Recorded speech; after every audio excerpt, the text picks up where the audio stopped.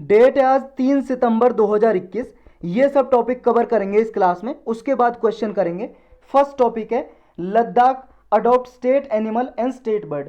देखो हमारे राष्ट्र का एक राष्ट्रीय पक्षी होता है, राष्ट्रीय पशु भी होता है। इसी तरह से हर एक स्टेट यूनियन टेरिटरी का अलग अलग राज्य पशु और राज्य पक्षी होता है। और आप सबको पता है 2019 में जम्मू कश्मीर को दो हिस्से में बांट दिया सरकार ने, इसका स्टेटहुड का टाइटल हटा दिया। अब ये दो यूनियन टेरिटरी में ये वाला लद्दाख एरिया है और ये जम्मू एंड कश्मीर है। तो लद्दाख वाले एरिया ने स्टेट एनिमल और स्टेट बर्ड अभी अडॉप्ट किया है, इसलिए ये न्यूज़ में आया। कौन कौन सा है इनका स्टेट बर्ड और स्टेट एनिमल? देखो स्टेट एनिमल राज्य पशु तो स्नो लियोपार्ड है और ब्लैक नेक क्रेन ये स्टेट बर्ड है। ये है भाई साहब स्नो लियोपार्ड और ये है आपका ब्लैक नेक्ड क्रेन। इसकी गर्दन काली है ना, इसलिए इसको बोलते हैं ब्लैक नेक्ड क्रेन। ये ब्लैक नेक क्रेन है जो लद्दाख के चैंगथांग जो रीजन है उसमें ही ओनली उनमें ही पाई जाती है, इस रीजन में लद्दाख के चैंगथांग रीजन में, और कहीं पे नहीं पाई जाती यहाँ पे। ये आयुसीएन की जो international union for conservation of nature है उसकी 9 लिस्ट होती हैं और इसके नियर थ्रेटन्ड लिस्ट में क्लासिफाई किया गया है। आयुसीएन के बारे में डिटेल में जानना तो आप इन्वायरमेंट की प्लेलिस्ट में जाके इसके लिए लेक्चर बना हुआ है, देख सकते हो। और जो स्नो लियोपर्ड है इसको वनरेबल कैटेगरी में डाला गया है आयुसीएन ने। इंडिया में क्या है, स्नो लियोपार्ड है जो इसको ये अपने जो वेस्टर्न हिमालय है उस रीजन के साथ साथ और भी रीजन में मिलता है, हिमालयन रीजन में। जैसे आपका ईस्टर्न हिमालयज में भी मिलता है, अरुणाचल प्रदेश में, सिक्किम में, उत्तराखंड में, हिमाचल प्रदेश में और लद्दाख और जम्मू कश्मीर में तो पाया जाता है स्नो लियोपर्ड। देखो जो ठंडा इलाका वहीं पे पाया जाएगा स्नो लियोपर्ड। स्नो का मतलब बर्फ होता है, आपको बर्फ में पाया जाने वाला लियोपार्ड है ये। नेक्स्ट टॉपिक है अपना 200 आर्मी पर्सनल फॉर जपत एक्सरसाइज। देखो इंडियन आर्मी के अभी 200 सैनिक इस जपत एक्सरसाइज में पार्टिसिपेट करेंगे, इसलिए न्यूज़ में आया। 2021 की ये एक्सरसाइज है। कहाँ पे होती है? रसिया की एक्सरसाइज है, रशियन जो आर्म फोर्स है उसकी एक्सरसाइज है। देखो सिर्फ इसमें इंडिया और रशिया ही पार्टिसिपेट नहीं करती हैं, और भी कई सारी कंट्री पार्टिसिपेट करती हैं और पाकिस्तान और चाइना भी इसमें ऑब्जर्वर स्टेट्स की तरह पार्टिसिपेट करते हैं। तो यही था इसके बारे में। नेक्स्ट है high honour for naval aviation. देखो ये एक प्रेसिडेंट का अवार्ड है, प्रेसिडेंट कलर्स या प्रेसिडेंट स्टैंडर्ड या प्रेसिडेंट गाइडोन। ये प्रेसिडेंट अवार्ड देते हैं, सबसे हाईएस्ट अवार्ड माना जाता है, ये ग्रेटेस्ट ऑनर माना जाता है प्रेसिडेंट के द्वारा दिया जाने वाला। ये एक्सेप्शनल सर्विस के लिए दिया जाता है। जब भी मान लो मिलिट्री की कोई यूनिट है, हमारे राष्ट्र की आर्मी नेवी एयरफोर्स की कोई भी यूनिट है, मतलब यूनिट का मतलब है कुछ पर्सनल यानी कि कुछ सोल्जर सैनिक मिला के एक यूनिट बन जाती है, कोई भी अच्छा काम करते हैं, कुछ एक्स्ट्रा ऑर्डनरी सर्विस प्रोवाइड करते हैं, तो तब ये दिया जाता है। चाहे वार के टाइम पे, युद्ध के समय में अपनी सर्विस प्रोवाइड करें, या पीस के टाइम पे जब शांति है तब भी कोई एक्सेप्शनल सर्विस कोई रेंडर करें, प्रोवाइड करें, तो भी क्या है ये अवार्ड दिया जाता है। तो ये अभी किसको दिया जा रहा है? ये नवल जो हमारा नव नेवी है उसको दिया जाएगा ये प्रेसिडेंट कलर अवार्ड। कुछ इस तरह का होता है भाई साहब। ये देखो ये इसमें एक ये फ्लैग लगा हुआ है ये, और इसमें देखो ये अशोक स्तंभ रखा है, अशोक स्तंभ इसके ऊपर। तो ये है प्रेसिडेंट कलर अवार्ड। ये इंडियन नेवी को पहली बार दिया गया था प्रेसिडेंट कलर अवार्ड 27 मई 1951 को। और नवल एविएशन को अब प्रोवाइड किया जाएगा, ये प्रेसिडेंट देंगे इसे, रामनाथ कोविंद प्रोवाइड करेंगे। ये गोवा में परेड होने वाली है, उस सेरेमोनियल परेड पे प्रोवाइड करेंगे इंडियन नेवी को। नेक्स्ट है अपना triple delight for India at Tokyo Paralympic. आप सबको पता है इस पैरालंपिक के बारे में हमने 2-3 दिन पहले भी पढ़ा था इसके बारे में, शायद 1 सितंबर की जो न्यूज़ थी उसमें पढ़ा था। जब भी नॉर्मल ओलंपिक होते हैं तो तभी पैरा ओलंपिक होते हैं उसके कुछ दिन बाद, और जहाँ पे होते हैं वहीं पे होते हैं। जैसे टोक्यो में ओलंपिक हुआ नॉर्मल, ये पैरा ओलंपिक भी अभी टोक्यो में हो रहा है। पैरा का मतलब जो डिसेबल पर्सन है उनके लिए खेल होते हैं पैरा ओलंपिक। और देखो 2 कैटेगरी में होते हैं ये, समर ओलंपिक और विंटर। अभी चल रहे हैं जो समर ओलंपिक चल रहे हैं, और ऐसी नॉर्मल ओलंपिक भी 2 कैटेगरी में होते हैं, समर, और समर का मतलब गर्मी में होने वाले जून से सितंबर, और ये विंटर ओलंपिक जो विंटर टाइम में होते हैं। देखो ये हर 2 साल में होते हैं, जैसे 2 साल बाद आ जाएगा विंटर, फिर उसके 2 साल बाद आ जाएगा समर। लेकिन अगर समर ओलंपिक की बात करें तो 4 साल में ही आएगा, अगले 4 साल में समर होगा और अगले 4 साल में होगा विंटर ओलंपिक। तो 4 साल में होते हैं समर और विंटर ओलंपिक। तो ये अभी जो पैरा ओलंपिक चल रहे हैं इसमें अभी मेडल जीते हैं मरियप्पन, ये थंगावेलु है, इसने सिल्वर मेडल जीता हाई जंप में T63 कैटेगरी में। ये कैटेगरी होती है भाई साहब हैंडीकैप्ड की, मान लो किसी का पैर खराब है, हाथ खराब है, आंख खराब है, कुछ भी खराब है, उस कैटेगरी में ये ऐसे कैटेगरी डिफाइन की गई है। शरद कुमार ने भी ब्रॉन्ज मेडल जीता है इसी कैटेगरी में। एक सिंगराज अथाना उन्होंने जीता है ये मैन एयर पिस्टल में, जो एयर पिस्टल में जीता है ये मेडल जीता है, ब्रॉन्ज मेडल जीता है इसने। और जो मरियप्पन, शरद और सिंगराज ने जो मेडल जीता है, इसके साथ साथ अब 10 मेडल हो गए हैं पैरालंपिक के इंडिया के। 2 गोल्ड हो गए, 5 सिल्वर और 3 ब्रॉन्ज। तो यही था इसमें। नेक्स्ट है अपना vaccine pioneer wins Ramon Magsaysay award. देखो एक बांग्लादेशी साइंटिस्ट हैं, वैक्सीन बनाने वाले साइंटिस्ट, और एक माइक्रो फाइनेंस पायनियर है, पाकिस्तान में स्टार्ट करने वाले माइक्रो फाइनेंस जो इंस्टीट्यूशन होते हैं वो स्टार्ट करने वाले पाकिस्तान में एक आदमी है। इन दोनों के साथ साथ 5 लोगों को मिला है ये रमन मैगसासे अवार्ड। ये देखो एशिया का नोबेल प्राइज भी बोला जाता है इसको। नोबेल प्राइज के बारे में आप सब लोग जानते हो, सबसे बड़ा अवार्ड माना जाता है पूरे वर्ल्ड में ये।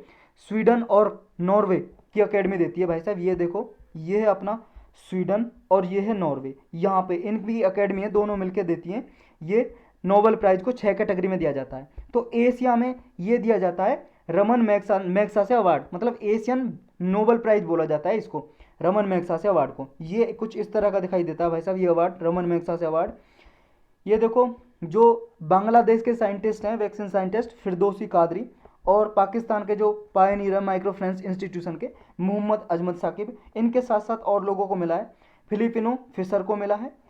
और ये हैं आपके रॉबर्ट बालेन, इन्वायरमेंटलिस्ट हैं ये, पर्यावरण को संरक्षित करने के लिए कुछ काम करते हैं। और एक है स्टीवन मुंशी, इनको मिला है भाई साहब ये अवार्ड। तो ये Raman Magsaysay award annual award है, एनुअली दिया जाता है ये। और ये किसके नाम पे रखा गया है? देखो फिलीपींस एक कंट्री है, उसके प्रेसिडेंट थे रमन मैगसासे, उन्हीं के नाम पे ये अवार्ड बनाया गया।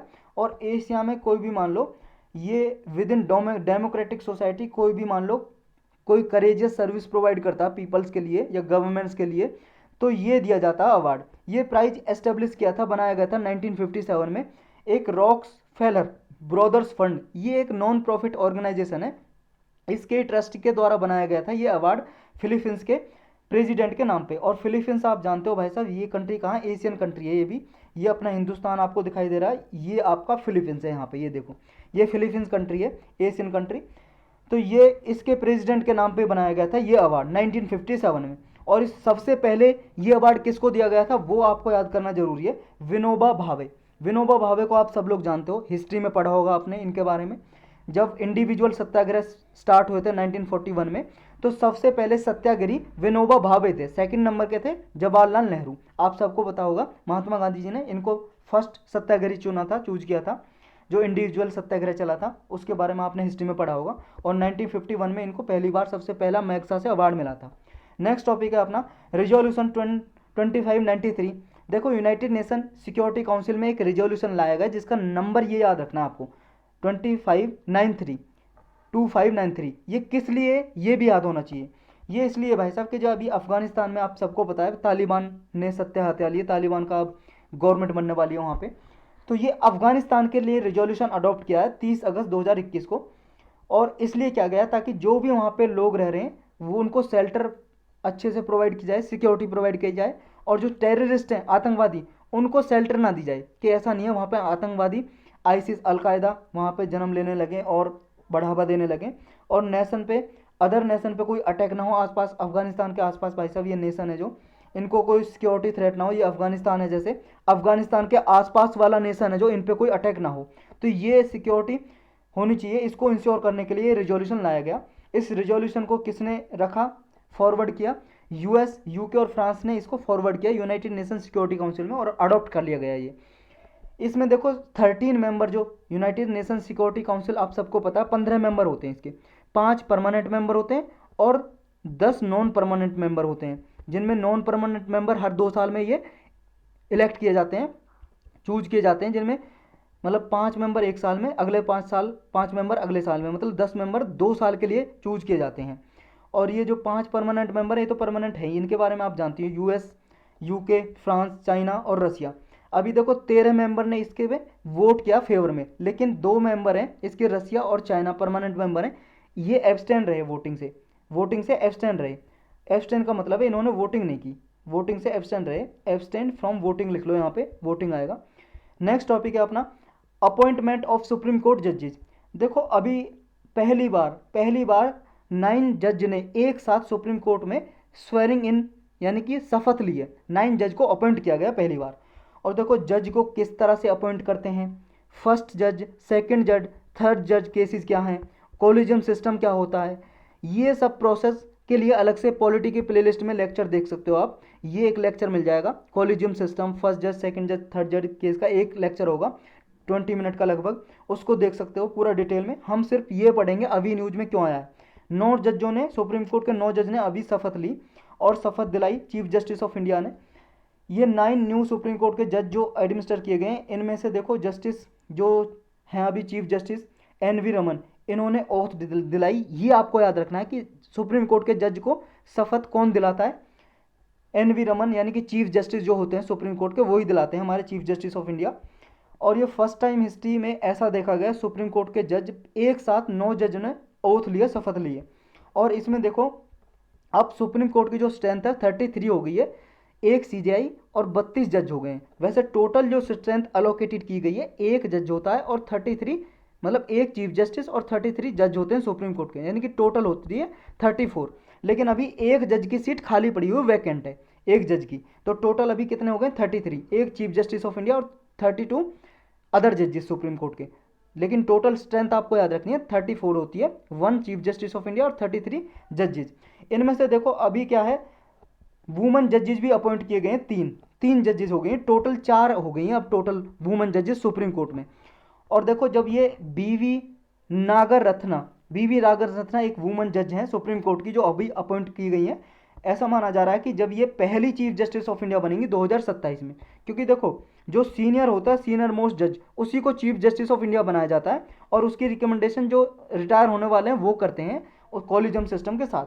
तो ये 2027 में सबसे सीनियर होंगी और ये जज बन सकती हैं 2027 में, पहली चीफ जस्टिस ऑफ इंडिया होंगी जब ये बनेंगी फर्स्ट टाइम। और फर्स्ट टाइम सुप्रीम कोर्ट में ऐसा हुआ है कि लाइव टेलीकास्ट किया है सेरेमनी को, जो ओथ लिए, शपथ लिए, पहली बार लाइव दिखाया गया, लाइव शो, इससे पहले कभी नहीं दिखाया गया। तो यही था इसके बारे में। नेक्स्ट है meeting of India and Taliban leader in Qatar. देखो तालिबान ने जब से ये कंट्रोल किया है अफगानिस्तान को, पहली बार इंडिया ने ऑफिशियली मीटिंग की है तालिबान के साथ। ये कहाँ पे की है, कतर एक कंट्री है भाई साहब। कतर कहाँ पे है, देखो ये कतर कहाँ पे, ये देख लो आप, ये आपको दिखाई दे रहा है वर्ल्ड मैप, यहाँ पे सऊदी अरेबिया दिखाई दे रहा है आपको। यहाँ पे देखो भाई साहब इस मैप पे आपको सिर्फ नाम दिखाई देगा ये कतर, और कहाँ पे ये आपको येलो टाइप का दिखाई दे रहा है। मैं इसको थोड़ा लार्ज कर लेता हूँ, जूम कर लेता हूँ, ये देखो सऊदी अरेबिया आपको दिखाई दे रहा है, और ये वाला पिंक वाला पार्ट है जो, ये है कतर। ये कतर में हमारा एम्बेसडर है, एम्बेसी इंडिया का, जैसे हर एक कंट्री में रहते हैं एम्बेसी, तो इसके एम्बेसी ने अभी मीटिंग की है भाई साहब, जिसका नाम है एम्बेसी का दीपक मित्तल, इंडियन एम्बेसडर है ये दीपक मित्तल ने।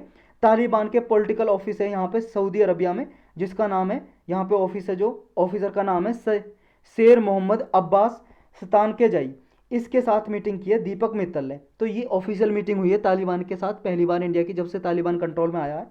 तो हमारे लिए इंपॉर्टेंट जानना ये है कि देखो अफगानिस्तान की स्टेबिलिटी जरूरी क्यों है और इंडिया के लिए क्यों जरूरी है। पहले तो जानते हैं कि अफगानिस्तान में स्टेबिलिटी रहे, लॉ एंड ऑर्डर रहे, वहाँ पे कोई अनस्टेबिलिटी ना हो, तो इसकी सिग्निफिकेंस क्या है, इंपॉर्टेंस क्या है इसकी।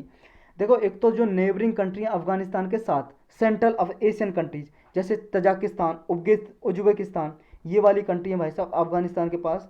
देखो ये आपका तजाकिस्तान, तुर्कमेनिस्तान, उज्बेकिस्तान, इनमें सिक्योरिटी प्रोवाइड करने के लिए कि यहाँ पे कोई ऐसा अटैक वटैक ना हो, इनकी सिक्योरिटी के लिए एक तो ज़रूरी है कि अफगानिस्तान में स्टेबिलिटी रहे।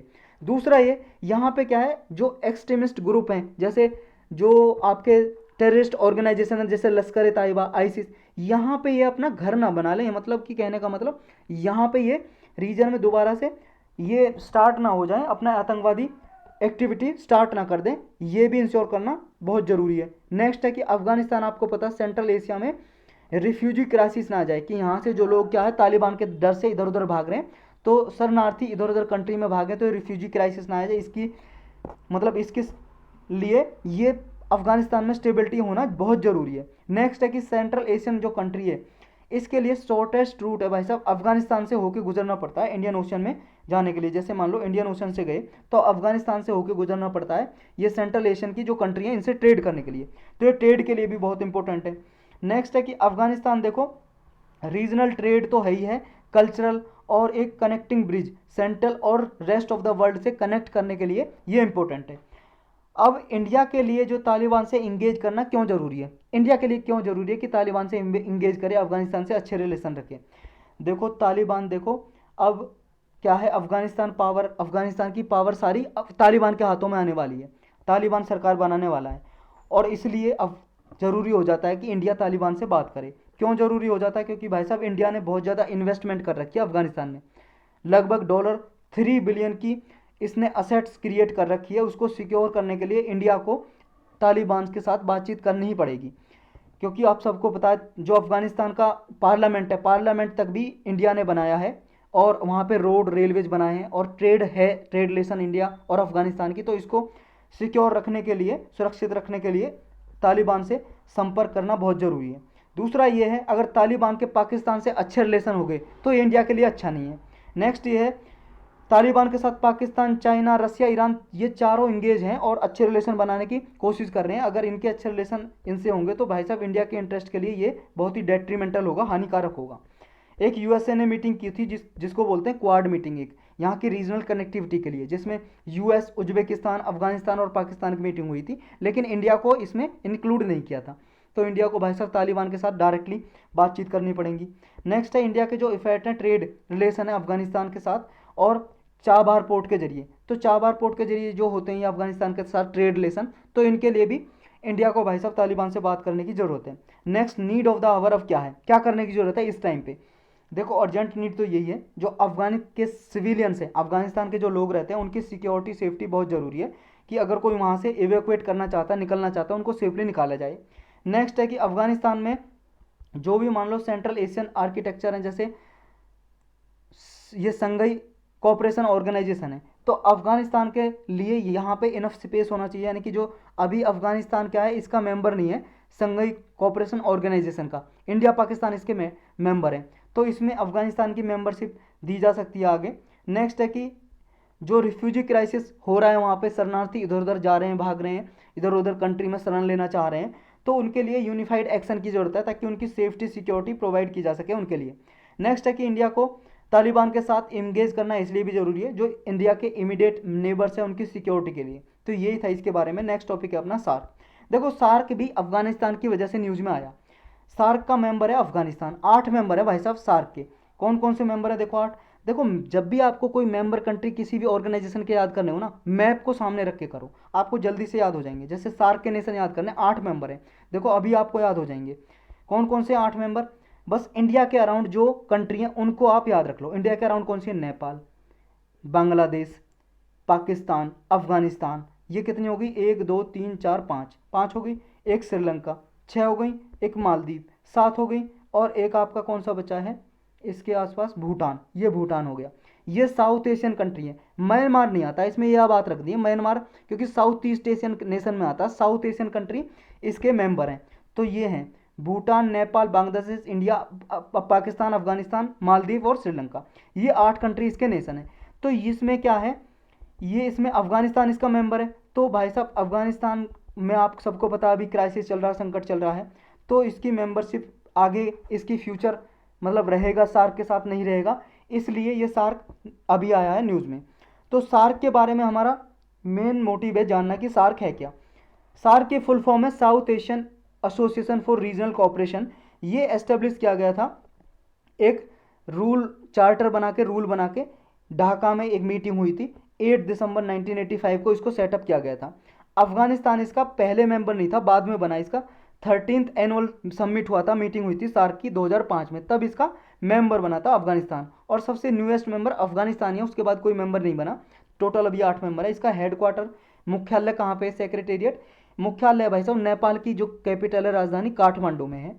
तो सार्क की इंपॉर्टेंस क्या है, देखो इंपॉर्टेंस इस ये है कि सार्क में देखो वर्ल्ड एरिया का 3% एरिया कवर होता है, और 21% वर्ल्ड की पॉपुलेशन कंट्रीब्यूट करता है सार्क नेशन। 8 नेशन की अगर टोटल पॉपुलेशन लगाएं, पूरे वर्ल्ड की 21% पॉपुलेशन है इसमें, और 3.8% ग्लोबल इकोनॉमी कंट्रीब्यूट करता है। लगभग $2.9 ट्रिलियन की इकोनॉमी है 8 नेशन की मिला के, और वर्ल्ड का मोस्ट डेंसली पॉपुलेटेड एरिया है ये 8 रीजन, और फर्टाइल एरिया भी है यहाँ पे, फर्टाइल उपजाऊ भूमि भी है, बहुत ज़्यादा खेती भी होती है। सार्क जो कंट्री है उनका कॉमन ट्रेडिशन है, ड्रेस भी कॉमन है, फूड, कल्चर, ये सब कॉमन है यहाँ की, इसलिए सिनर्जी रहती है सार्क नेशन की। जो सार्क कंट्री हैं ये सारी कॉमन प्रॉब्लम को डील करने के लिए बनाया गया था, जैसे पॉवर्टी, गरीबी को हटाने के लिए, इलिटरेसी, असाक्षरता है, जो माल न्यूट्रिशन, कुपोषणता है, उसको हटाने के लिए, नेचुरल डिजास्टर, ये प्राकृतिक आपदा, संकट, इंटरनल कॉन्फ्लिक्ट जो होते हैं आपस में जो झगड़े होते हैं इनको खत्म करने के लिए एक दूसरी कंट्री के बीच में, इंडस्ट्रियल और टेक्निकल बैकवर्डनेस को मिटाने के लिए, जो लो जीडीपी है, पुअर सोशियो इकोनॉमिक कंडीशन है, उनको खत्म करने के लिए, एलिमिनेट करने के लिए सेटअप किया गया था। तो अब इंडिया के लिए सार्क की क्या भाई साहब रिलेवेंट है, क्यों रिलेवेंट है, क्या उपयुक्तता है इसकी इंडिया के लिए, हमारे लिए? देखो, इंडिया को सार्क के बारे में दोबारा रीथिंक करना पड़ेगा, क्योंकि 2014 से ही ये डोलड्रम में है, ठंडे बस्ते में पड़ा हुआ है, तब से मीटिंग नहीं हुई है इस सार्क की। क्यों नहीं हुई है? क्योंकि देखो, पाकिस्तान आप सबको पता है कई बार 2014, 15 कई बार ये कुछ अटैक किए इंडिया में, जम्मू कश्मीर में भी अटैक किए, आतंकवादी संगठनों के द्वारा अटैक किए गए कुछ, तो पाकिस्तान की तरफ से ये अटैक हुए। तो ये जो अटैक हुए, उस अटैक के बाद देखो इंडिया ने मीटिंग में पार्टिसिपेट करने से मना कर दिया। इस्लामाबाद में इसकी मीटिंग होने वाली थी, पाकिस्तान की जो कैपिटल है इस्लामाबाद। इंडिया ने कहा कि पहले आप पाकिस्तान, आप ये काम करो कि पहले जो आतंकवाद आपके स्टेट में, आपके मतलब नेशन में पनप रहा है, उसको ख़त्म करो, उसके लिए स्टेप उठाओ उसको ख़त्म करने के लिए, तब जाके हम सार्क की मीटिंग करेंगे। तो इस वजह से मीटिंग नहीं हो पाई इसकी, और अब तक ये ठंडे बस्ते में पड़ा, अब तक कोई मीटिंग नहीं हुई है उसके बाद से।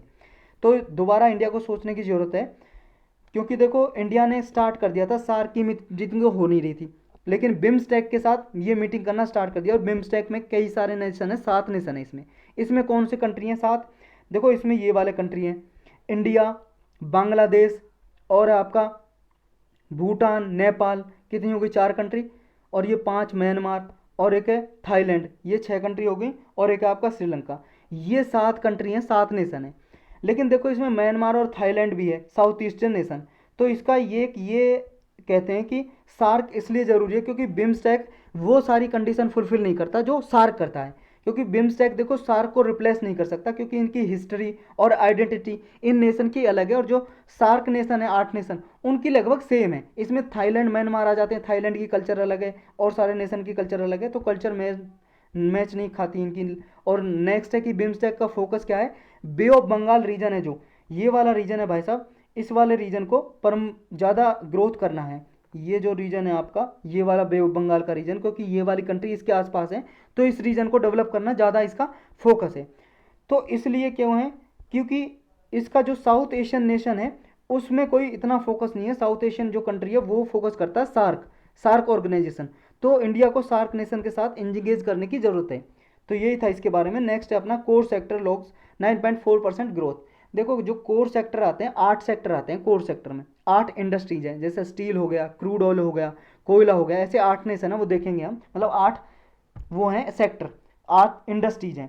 तो वो इनकी ग्रोथ देखी गई 9.4%, ये जुलाई में अभी देखी गई इनकी ग्रोथ इंडिया के 8 कोर सेक्टर में, इसलिए ये न्यूज में आया। देखो इनमें से 8 सेक्टर में से एक इकलौता क्रूड ऑयल ऐसा था इंडस्ट्रीज जिसमें डिक्लाइन देखा गया। ये 3.2% डिक्लाइन देखा गया इसमें, मतलब घट गई इसकी ग्रोथ 3.2%। और सबकी जो 7 सेक्टर हैं बाकी का, उनमें ग्रोथ देखी गई।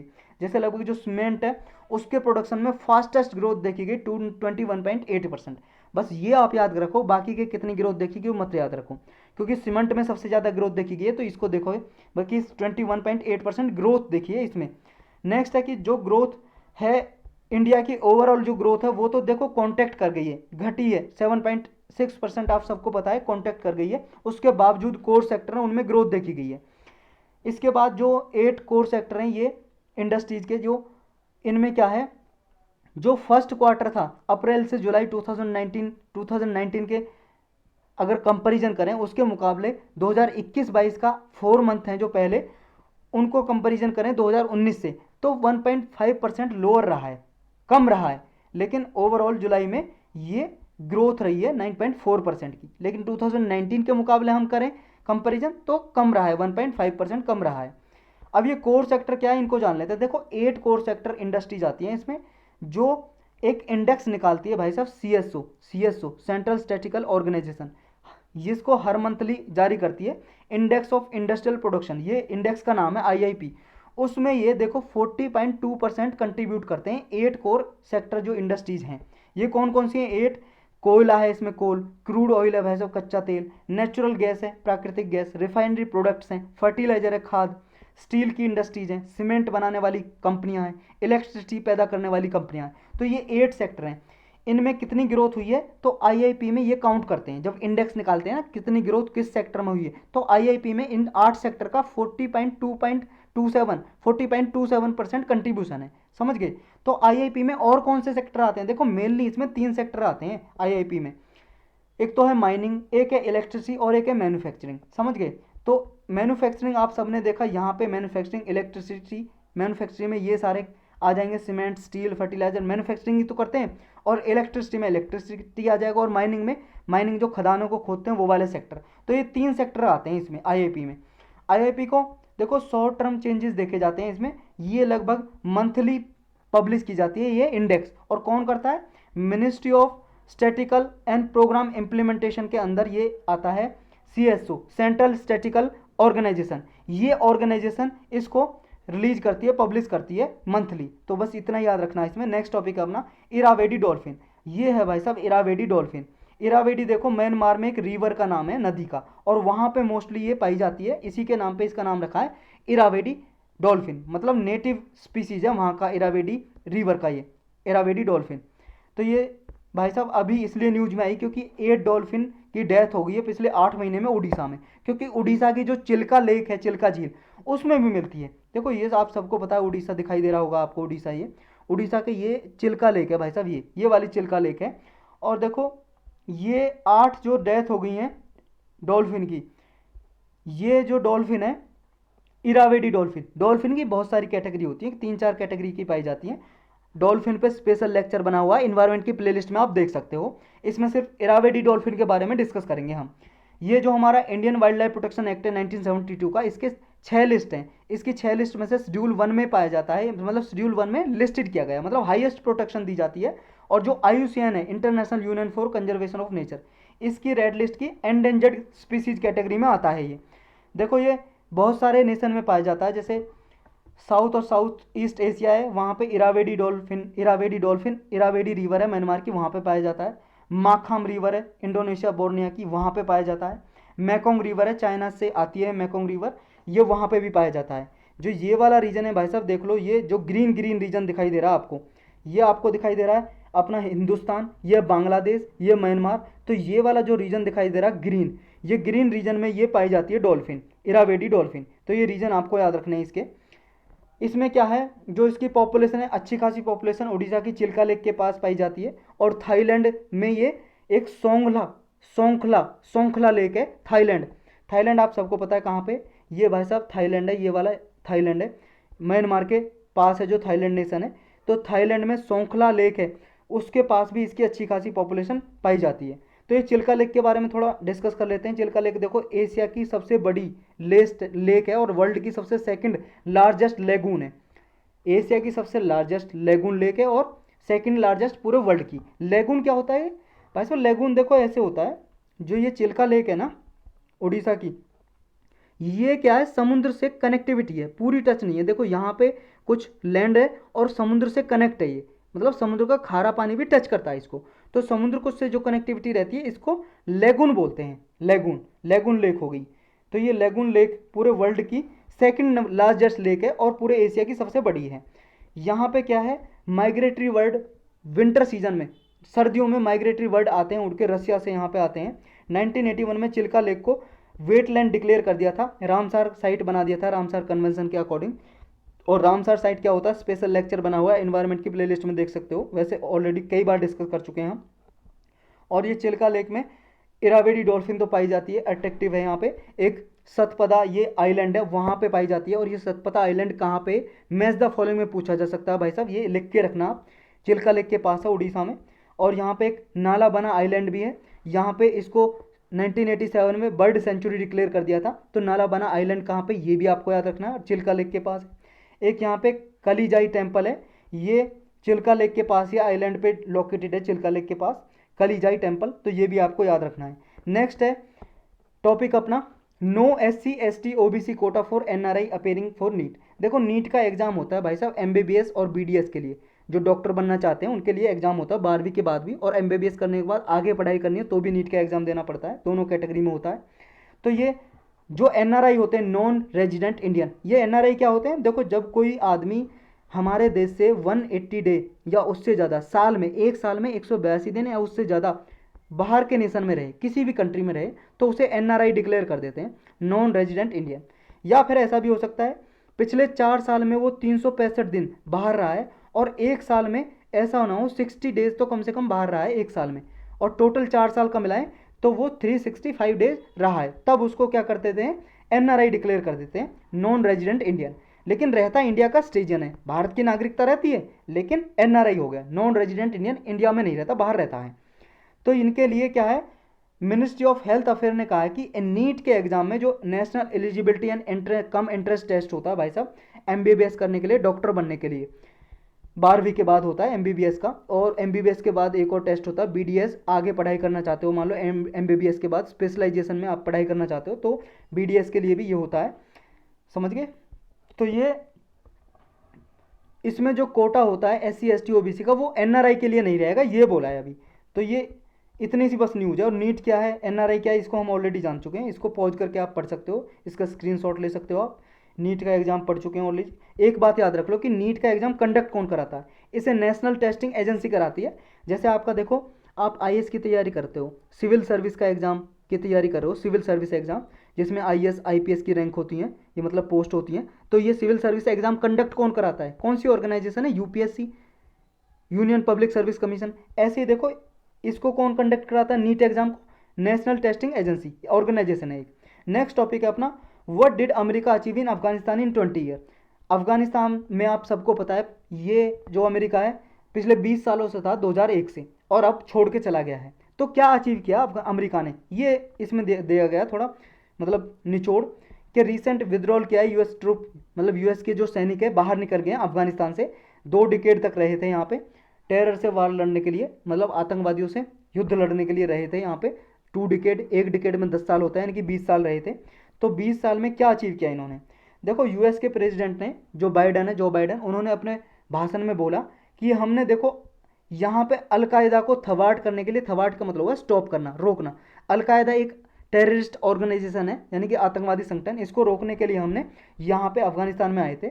और हमने ओसामा बिन लादेन जो टेररिस्ट अटैक किया था, इसने भाई साहब 9 सितंबर को, 11 सितंबर को, सॉरी 11 सितंबर को, 9वां महीना था, यानी कि 9वां महीना था, नहीं 9 सितंबर था, 11वां महीना होता कौन सा होता है? 9 सितंबर था, मतलब 11 सितंबर था, 9वां महीना था। 9वां महीना होता है ना सितंबर, सितंबर 9वां महीना होता है, और 11 सितंबर वहाँ अमेरिका में क्या है, डेट को उल्टा लिखते हैं, मतलब हमारे जैसे यहाँ पे लिखते हैं ना, जैसे हमें 11 सितंबर लिखना है तो 11/9/21 ऐसे लिखेंगे हम, समझ गए?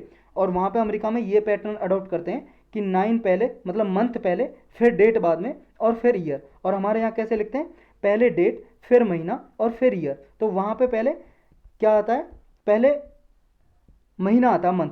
तो 9 मंथ हो गया और 11 डेट हो गई, यानी कि 11 सितंबर को 2001 में अलकायदा ने अटैक किया था अमेरिका में। तो इसको जो मेन लीडर था अलकायदा का उसका टाइम में था ओसामा बिन लादेन, तो इसको ओसामा बिन लादेन को वहीं पे घुस के मारा था, इसको पकड़ा था इसको अमेरिका ने। तो और अफगानिस्तान में आया, अफगानिस्तान में अटैक किया, टेररिस्ट ऑर्गेनाइजेशन को रोका। तो अमेरिका के प्रेसिडेंट ने यही कहा है कि हमारा गोल भाई साहब यही था कि इन्वेड करना, मतलब अटैक करना। अफगानिस्तान में 2001 में हमने अटैक किया, हमने यहाँ पे अलकायदा को पनपने से रोका, अलकायदा को, और ओसामा बिन लादेन को मारा। तो हमारा काम पूरा हो गया है और हम सक्सेसफुल रहे हैं। तो प्रेसिडेंट ने कहा, जो बाइडन ने, कि हम इसलिए अब विड्रॉल कर रहे हैं अपनी ट्रुप को। लेकिन देखो, अब ये तो बात संभालने वाली बात हो गई, लेकिन बहुत सारे एक्सपर्ट ये बोल रहे हैं कि यहाँ पे क्या है, अमेरिका की सक्सेसफुल नहीं रही है, फेलियर हो गया। क्यों? क्योंकि देखो, इसने तालिबान को रिमूव कर दिया था जब पावर में आया था। तालिबान का सत्ता थी यहाँ पे, तालिबान को रिमूव करके यहाँ पे इलेक्शन कराए, और इलेक्शन करा के यहाँ पे गवर्नमेंट बनाई। लेकिन अब आप सबको पता है तालिबान तो फिर पावर में आ गया, जैसे यूएस गया। तो अफगानिस्तान तो मतलब जो गवर्नमेंट थी वो हट गई, तालिबान पावर में आ गया, तो अमेरिका तो फेल हो गया। और जो अलकायदा नेटवर्क था यहाँ पे, और यहाँ पे जो आईसिस था, वो भी यहाँ पे पनपने लगे, यहाँ अपना गढ़ बना लिया इन्होंने, आतंकवादी संगठन। तो इम्पोर्टेंटली क्या है कि जो टेरर पे वार था यूएसए का अफगानिस्तान में लड़ने के लिए, वो एक तरह से ख़त्म नहीं हो पाया, सक्सेसफुल नहीं रहा है, नॉट भी सक्सेसफुल, क्योंकि अलकायदा, इस्लामिक स्टेट यहाँ पे एक टेररिस्ट ऑर्गेनाइजेशन है, वो भी अफगानिस्तान के रीजन में यहाँ पे एक्टिव है अभी भी। और रिसेंट अटैक जो आईएस मिलिटेंट ने किए हैं जब अफगानिस्तान छोड़ के जा रहा था यूएस की फोर्स पे अफगानिस्तान में, आईसिस एक टेररिस्ट ऑर्गेनाइजेशन है, आतंकवादी संगठन, उसने अटैक किए यहाँ पे यूएस की फोर्सेज पे, जिसमें 13 जवान मारे गए। अभी आपको पता होगा 2-3 दिन पहले न्यूज़ में था। तो जब इवैक्यूएट कर रहा था ना, अपनी इवैक्यूएट का मतलब निकालना, अपनी फोर्सेस को यूएस से निकाल रहा था, तो एयरपोर्ट पे अटैक कर दिए थे जिसमें 13 जवान मारे गए। तो कहाँ से सक्सेसफुल रहा, ये कुछ एक्सपर्ट बोलते हैं। तो जो तालिबान के कुछ फैक्शन है, मतलब कुछ तालिबान के अंदर ही कुछ रीजनल कुछ छोटी छोटी ऑर्गेनाइजेशन है, जैसे हक्कानी फैक्शन है, हक्कानी नेटवर्क जिसे बोलते हैं। तो ये भी क्या है भाई साहब, यहाँ पे पनप रहा है। ये भी क्या है, यहाँ पे लगभग यहाँ पे गढ़ बना लिया, और इसमें अफगानिस्तान रीजन में इंस्टेबिलिटी हो रही है इसके कारण। और पिछले 20 सालों में अफगानिस्तान में जो अमेरिका है बहुत ज़्यादा खर्चा कर चुका है अपना, लगभग $2 ट्रिलियन स्पेंड कर चुका है, और लगभग 2300 इसके जवान सैनिक मर चुके हैं अफगानिस्तान में पिछले 20 सालों में। तो ये कुछ एक्सपर्ट कहते हैं कि यूएसए सक्सेसफुल नहीं रहा, फेलियर रहा यूएसए का। तो यही था इसके बारे में, यही था आज का टॉपिक। अब हम करेंगे क्वेश्चन इस पे बेस्ड। क्वेश्चन है आज का फर्स्ट। देखो अगर आप कहो तो आगे से मैं क्वेश्चन का जो ये होते हैं, ये क्वेश्चन अलग से लेक्चर में करूँ 4-5 मिनट का या 7-8 मिनट का, और ये करंट अफेयर अलग से करूँ, क्योंकि देखो आपको आसानी हो जाएगी। क्वेश्चन अगर देखना चाहते हो अलग से देख सकते हो, और हम अच्छे से समझ भी सकते हैं। उसमें 8 से 10 क्वेश्चन हम रोज़ कर सकते हैं, इसमें हम 3-4-5 क्वेश्चन ही कर पाते हैं क्योंकि लेक्चर बहुत बड़ा हो जाता है। तो आप कमेंट सेक्शन में बता सकते हो कैसा आपको करना है, क्या अलग से करें या इसी में करें। तो फर्स्ट क्वेश्चन बताओ भाई साहब, आपको करेक्ट स्टेटमेंट बतानी है कौन सी है। पहली स्टेटमेंट बोल रही है कि इंडिया में जो जियाक है, जेनेटिक इंजीनियरिंग अप्रेजल कमेटी, ये अपेक्स बॉडी है। जब भी मान लो किसी जीएम क्रॉप को, जेनेटिकली मॉडिफाइड क्रॉप को अप्रूवल देनी है, मतलब एक तरह से कॉमर्शियल यूज के लिए अलाउ करना, तो ये पहले रिकमेंडेशन करती है।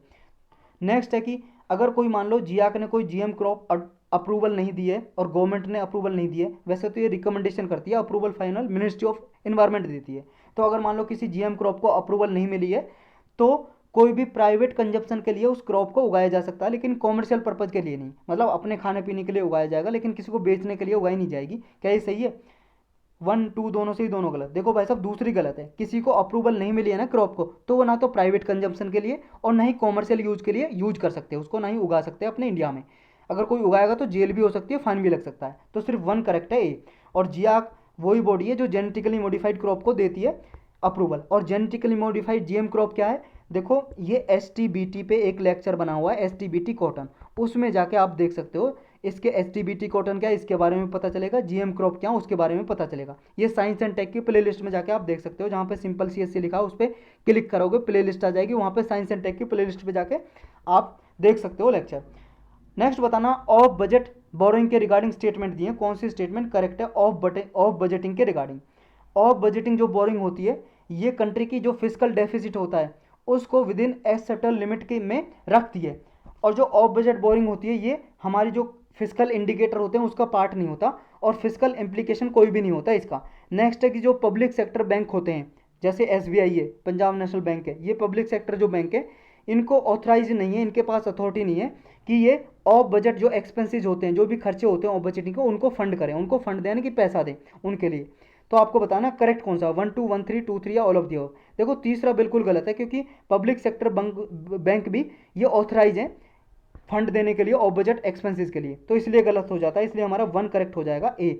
ऑफ बजटिंग देखो ऐसी बोरिंग होती है, गवर्नमेंट क्या करती है जब फिजिकल डेफिसिट ज़्यादा बढ़ जाता है, तो उस टाइम पे क्या है, फिजिकल डेफिसिट आप सबको पता है, इकोनॉमी में आपने पढ़ा होगा, जब फिजिकल डेफिसिट जब ज़्यादा बढ़ जाता है, यानी कि गवर्नमेंट का खर्चा ज़्यादा होता है और कमाई कम होती है, समझ रहे हो। जब खर्चा ज़्यादा रहेगा कमाई कमी, उसको क्या है पूरा करने के लिए फिर लोन लेती है ना गवर्नमेंट, लोन लेके ही करेगी उसे कंप्लीट। अब लोन या तो मार्केट से लेगी बॉन्ड जारी करके, या बैंक से लेगी, आरबीआई से लेगी, आरबीआई के थ्रू। तो क्या करेगी गवर्नमेंट का फिजिकल डेफिसिट फिर ज़्यादा बढ़ जाएगा, क्योंकि ज़्यादा बोरिंग आ जाएंगी। अब गवर्नमेंट का फिजिकल डेफिसिट ज़्यादा ना बढ़े, इसलिए ऑफ बजट बोरिंग का ये रूट अपनाती है। ऑफ बजट बोरिंग का मतलब ये है गवर्नमेंट डायरेक्टली लोन नहीं लेती, ये अपने इंस्टीट्यूशन से लिवाती है। जैसे मान लो पब्लिक सेक्टर ये अंडरटेकिंग होगी, इंटरप्राइजेज जो सरकारी कंपनी होती है उनके नाम लेवाती है, और फिर गवर्नमेंट ही उस पैसा को यूज़ करती है। नाम पे रहेगा पीएसयू के, लेकिन ये फिजिकल डेफिसिट में काउंट नहीं होगा, इसलिए ये सेकंड रूट अपनाती है गवर्नमेंट। नेक्स्ट आपको बताना है वेवल प्लान के में कुछ प्रपोजल रखे थे जब वेवल प्लान आया था 1945 में, आज़ादी से पहले। तो ये वेवल प्लान क्या था, हिस्ट्री में आपने पढ़ा होगा, आपको बताना है। ये जो एग्जीक्यूटिव काउंसिल थी, सारे मेंबर इंडियन रहेंगे, इंडियनाइजेशन ऑफ एग्जीक्यूटिव काउंसिल, ये था इसका मकसद। नेक्स्ट था कि जो कास्ट और रिलीजन के बेस्ड पे जो कोटा है एग्जीक्यूटिव काउंसिल में, उसको रिमूव करना। जो डिस्क्रिशनरी पावर थी गवर्नर जनरल की, मतलब वीटो पावर थी, जो डिस्क्रिशनरी पावर थी गवर्नर जनरल की, वो वीटो पावर एक्सरसाइज कर सकते हैं, डिस्क्रिशनरी पावर गवर्नर जनरल। तो ये कौन सी स्टेटमेंट इसमें थी ये बताना आपको, 1 ओनली 2 3 1 3 या 1 2।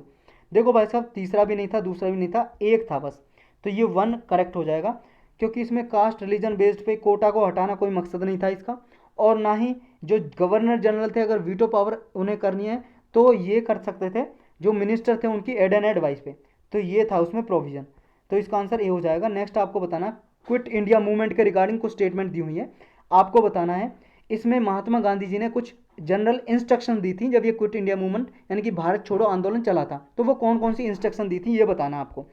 तो इसमें फर्स्ट स्टेटमेंट आपकी बोल रही है कि गवर्नमेंट सर्वेंट को रिजाइन कर देना चाहिए। महात्मा गांधी ने कहा कि सारे गवर्नमेंट सर्वेंट को रिजाइन कर दो और कांग्रेस के साथ आप कांग्रेस का साथ दो, एलिगेंस रखो कांग्रेस के साथ भारत को आज़ादी दिलाने में। नेक्स्ट है कि जो जमींदार थे अगर वो एंटी गवर्नमेंट है, गवर्नमेंट के खिलाफ है, तो उन्हें म्यूचुअली एग्रीड रेंट पे करना है, अगर वो गवर्नमेंट के साथ हैं, प्रो गवर्नमेंट है, तो उन्हें रेंट नहीं भरना है। नेक्स्ट है कि कोई भी पीपल जो प्रिंसली स्टेट में जो लोग थे, राजा महाराजाओं के जो क्षेत्र थे जिनमें राजा महाराजा होते थे, प्रिंसली स्टेट बोलते थे उनको, तो ऐसे प्रिंसली स्टेट जिनके लोग, जो प्रिंसली स्टेट में जो लोग हैं उनको रूलर को सपोर्ट करना है अगर वो एंटी गवर्नमेंट है, एंटी गवर्नमेंट का मतलब ब्रिटिश गवर्नमेंट के अगेंस्ट है, तो उन्हें उन लोगों को प्रिंसली स्टेट को राजा को सपोर्ट करना है, अगर वो एंटी गवर्नमेंट नहीं है तो नहीं करना है। तो आपको बताना है करेक्ट कौन सा है, 1 2 3 ओनली, 2 3 या ऑल ऑफ द अबव। देखो भाई साहब, पहला गलत है, क्योंकि महात्मा गांधी जी ने कहा था कि गवर्नमेंट सर्वेंट को रिजाइन करने की जरूरत नहीं है, आप रिजाइन मत दो, इस्तीफा मत दो, गवर्नमेंट में काम करते रहो लेकिन गवर्नमेंट के साथ मत रहो, साथ दो कांग्रेस का। तो ये था, इसलिए इनकरेक्ट हो जाएगा इसमें। तो 2 और 3 करेक्ट है, सी करेक्ट आंसर हो जाएगा। नेक्स्ट टॉपिक कुछ नहीं है, खत्म हुआ लेक्चर।